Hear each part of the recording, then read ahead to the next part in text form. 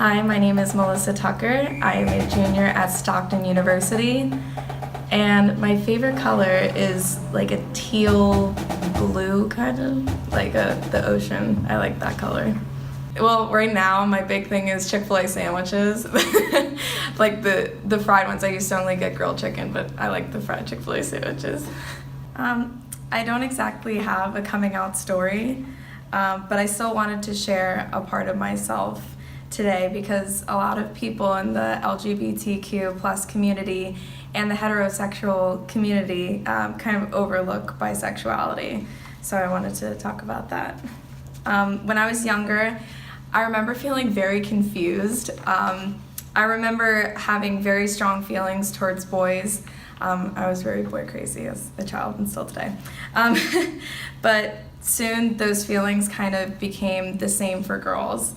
And that kind of, growing up Catholic, and we were also, I think I don't even know what my parents' religion was. Like, it was like Protestant. I think it was like a part of the church, but it was kind of looked down upon, I guess, to be gay or bisexual, and I didn't even know what bisexual was when I was little. So around high school, I remember it being very clear that if you were bisexual in high school, then you were just going through a phase, or it was just your transition to being gay. It wasn't ever like you are bisexual, like that's a stopping point. That was just like the pit stop before you reached your conclusion whether you were straight or gay. So that's what my high school experience was like.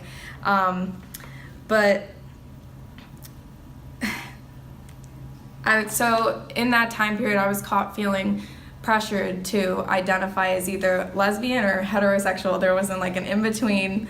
It was just, you had to identify as one or the other. And in relationships, it was hard because when I had relationships with girls, I would tell them like I'm lesbian, so they would be more inclined to date me because I was scared to say I'm bisexual because I didn't want them to think that I would flake on them or I would go out with another guy or cheat on them. And the same thing happened with guys too. And I remember dating a guy that was very hardcore about homophobia and like really just did not like gay people. So I didn't want to mention, by the way, I've been with 2 girls before, so I was like, yeah, like totally, like, I'm not, I would just keep quiet about it when he would mention it, but I have always been very connected to the LGBT community. I remember going on Tumblr a lot and really connecting with people through that, and it made my world bigger because I grew up in a very small town and a lot of people they just identified, there was like one out gay person in the community and we all knew who he was, and then everyone else was just straight according to popular demand. So once I reached college, it really clicked for me that I was bisexual.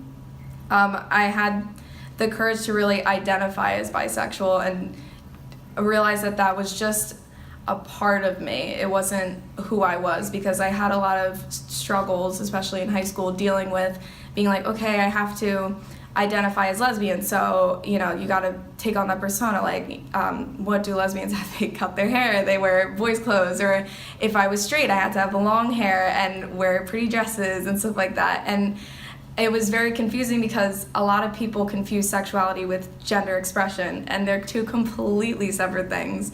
I mentioned this on the little notes that I wrote down.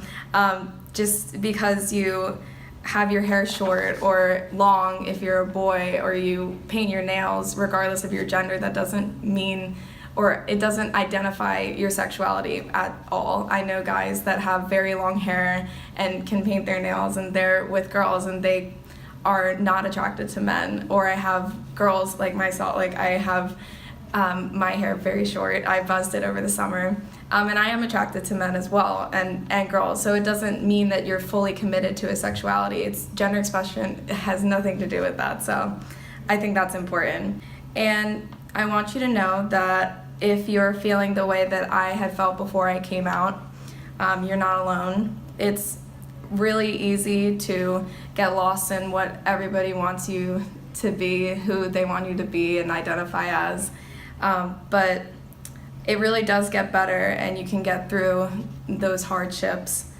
And what makes going through all the hardships, what makes it worth it is knowing that you're living the most authentic way possible.